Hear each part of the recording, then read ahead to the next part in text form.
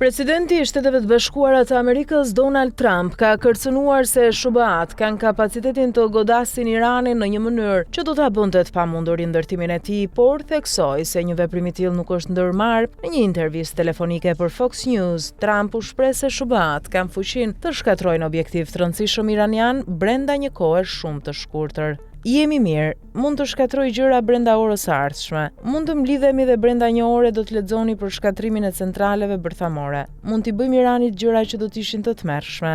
Ata fjalë për fjalë nuk do të mund të rindërtoheshin kurrë si komb, por ne nuk po e bëjmë këtë tani, u shpreh Trump. Deklarata e tij vjen në një kohë tensionesh të vazhdueshme mes Washingtonit dhe Teheranit, veçanërisht lidhur me programin bërthamor iranian dhe sigurinë në lindjen e mesme. Po ashtu Trump për herë të parë la të hapur mundësinë që Rusia po ndihmon Iranin. Mendoj se Putin mund ta ndihmojë pak Iranin, tha Trump. Presidenti amerikan u shpreh se Shtetet e Bashkuara nuk ka nevojë për ndihmë me mbrojtjen kundër dronëve kur u pyet nëse Ukraina po ofronte një ndihmë të tillë.